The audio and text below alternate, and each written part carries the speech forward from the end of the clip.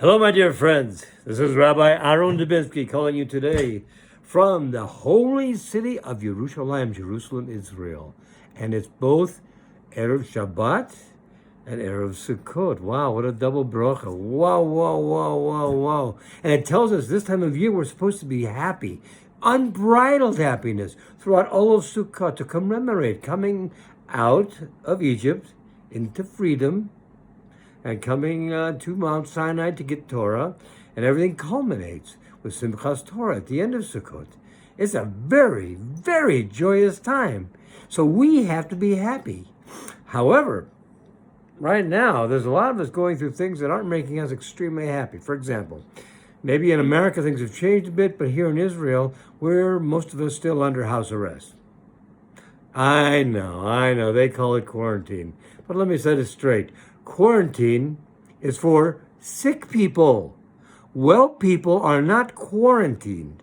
If they are restricted to their homes, they are under, in my opinion, house arrest. So under house arrest, how can we be happy? I mean, you have to build these little booths to live in for a week. Could you be happy doing that? Well, do you think that we were happy doing that when we came out of Egypt? It was a little booth, but it was better than being a slave and being told what to do from sun up until sunset, being told what to eat, where to go, what to do, what to think. Some of us feel like we're going through that right now. The media has put us in a place where we think we're being told what to do, what to think. We are. The difference is we can reject it. We don't have to take it. As we go through this time of trying to be happy, we need to be happy, absolutely, without any restrictions, without holding back. How do we do that? Well, let's just take a look quickly and go back into the Mishnah. Let's talk about Pirkei Avos and ask the question, who is truly happy? Well, a good question. So what's the answer to the question? He who is content with his lot. Now, I don't know about you, but a lot of us came here to Israel from America. In America, we lived in a nice place. I myself had a 12-story top of the building view of the ocean, of the water. It was a beautiful view. I loved where I lived. Everything was nice. My neighbors were nice. My shul was a block away. Life was good. And then Hashem decided that's not where he wanted me anymore. So he did something to get me out of there. What did he do? He took away my apartment that I loved. He took away a lot of my friends. He took away my business so that I could no longer really afford to do most of the things I had done before. And the more I tried to put money into to make it happen, the worse I did. Tragic, right? Wrong. Absolutely wrong. I didn't see what the plan was at the time. That's why I thought it was tragic. So it was my misconception, my misunderstanding, and because of that, I was unhappy. Yeah, it happens to me too. It's not just you guys. You go through it, I go through it, we all go through it. Why? Because we're human beings, and we don't understand everything that Hashem understands. He understands everything, and he makes a plan for us that is for our best.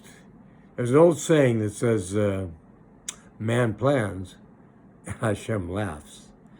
And the reason it says that is, yes, we have free will. We can choose to do anything. I could have stayed in Miami. I could have stayed in Miami and not had the things I'd had before, moved to a cheaper neighborhood, and still I would have had no source of income except for maybe from the state for unemployment. That's not a happy life. I could have done it. Wouldn't have made me happy. Or I could have made Aliyah to Israel, which gladly I did.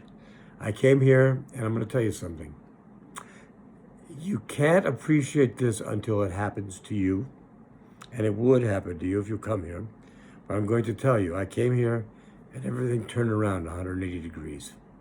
All of a sudden, I had no money. I came with nothing. I think if I recall, I had $3,000 in my pocket when I arrived. That's all I had between me and starvation.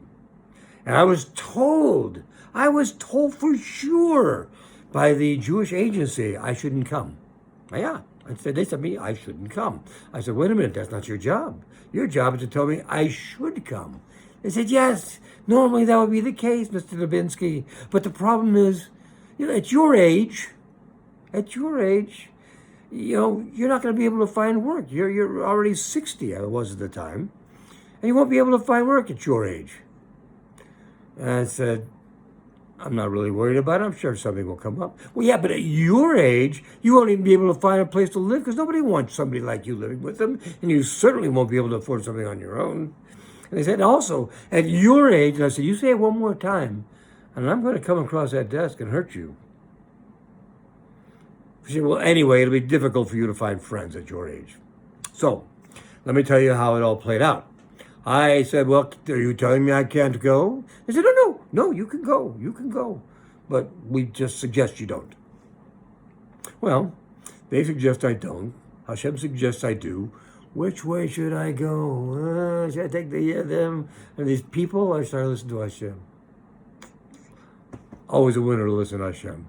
So I came, and within my first day here, I went to the hotel, and I met two guys, both of them English speakers. That was fortunate because my Hebrew was not all that good.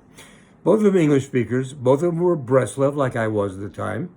One of them was a Kohen, like I am, and the other one had the same Hebrew name that I had been born with, which I had changed years before. But to me, that was all I needed to see. Hashem had provided this. He provided them. These were the friends I wouldn't be able to have because I was too old. Then I went out looking for a place to live. And I had a list of 10 or 12 places. I went around from place to place. Very difficult, by the way, to find my way around Jerusalem. However, the friends I couldn't have, I had. And they helped me find whatever I needed to find. And I did look around. Well, all these places looked like they were possible to me, except for one. And I thought that one would be very difficult. So I went and I looked. And all the places that I thought were possibles turned out to be impossibles. The last place that I thought I had no chance called me up and said, you still want the place? And I said, I do. He said, come on over. So I did. I came over at night. We signed the papers. I had to go see to get final approval from the owner of the property, which he was not. He was just a renter. And I was just subletting a room because that's all I wanted to do until I got my feet wet and I knew what was around. Interestingly enough, in the morning I wake up, I go outside across the street. It's a little shul called Ohel Aharon. That's me, Ohel Aharon. And I walk a little way down the street, about a half a block, and I see another little shul. They're so close in Israel, they're everywhere. I see Ohel Rivka, the tent of Rivka, which my wife, my Rebbetzin, is Rivka. And she was at the time only my fiance, but I'm still coming to Israel, but still, I got the point. So I decided to walk around a little bit more. So I walked up the street a little bit, and I noticed that the street crossing was Ha'ari. Well, the Arizal, HaKadosh, was his date of death was the same as my date of birth. I thought that was an interesting coincidence. And I went down to the other end, and the name of the cross street was Brody, who was my Rav. So now that I knew I was in the right place, I could go on. I looked for jobs. Actually, I only looked for a job. I didn't know where to look. I just wasn't aware. And my friends gave me some suggestions, but I couldn't find them. So I went to the things that I knew from America. I went to Craigslist. Yeah, Craigslist. To see if they had any jobs. They had one job listed. They wanted somebody to run a call room somewhere out in an area of Jerusalem that I didn't know. But I found my way out there and I talked to them. And they realized that my qualifications weren't exactly what they were looking for. However, they said, would you like to come to work for us on the phone? And I said, yes, I would. So I did for 2 months. Because you see, what happened was, I had a friend here who told me, we have a job for you when you get here. When I got there and I called, he said, well, I know it's August now, but the job probably won't be available till Purim or maybe Pesach, which is, March, April. I thought, I got to do something now. So that's where I went to get a job that I couldn't get. And I took this job for 2 months, and it was very good. Even had Sundays off, which is very unusual in Israel.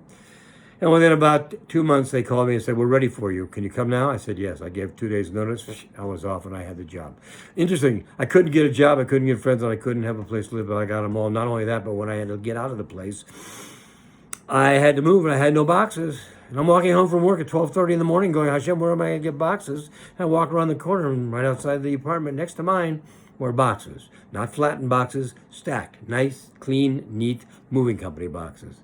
This is my experience. This is what Hashem does for you. He clears the decks. If you'll do what he asks, he's much more open to do what you ask. So during this time of unbridled joy, be joyful. Where does your joy come from? Where does it come from? Oh gosh, I'm so miserable here in Duluth. I think I'll move to St. Louis. No, it doesn't come from a new geography. Your happiness comes from only one place, and that's from inside. How happy you are depends a lot on how happy you decide you want to be. So be happy, my friends, particularly in this week of the Sukkos, week of Simchas Torah, all the joy that we can muster to be as happy as we can be during this period of time. Because you know something? Like I tell people all the time, smile. If for no other reason, then you'll feel better. Try it and see how bad you can feel while you're smiling. You can't. The other thing is, people will really wonder what you've been up to. So get out there and do what you need to do this week. I know it's important with an election coming up that people make sure that somebody who can help the world is elected, not somebody who's going to try to turn it into a socialist marketplace. You need to be very careful about this. Go through your information very carefully and make sure you make the right choice. And when you do, fight for that choice. Push for that choice. Let everybody know that choice. Don't tell them emotions. Don't tell them why you're happy about it. Give them the facts. Give them the facts. Well, here's the facts here, folks. Come to Jerusalem. Come to Israel. The fact is, you're in the holy land of Hashem. You're in his home. You're going to be here. You're much closer to him. Your requests will be much closer to his ear. So come here. Now's the time. I think all the things that you've got going on in America right now particularly are telling you it's time to go. So think about it very carefully. Love to see you. Any of you need help, you know how to get a hold of me. New Life, 181818 at AOL.com. You just need somebody to talk to, some advice to come here. Or if you want somebody to counsel you through all the aggravation you're going through, it's what I do. So, you be well. Have a great Shabbos. Chag Sameach. A great week ahead. And we'll talk to you next week. Be well, my friends. God bless.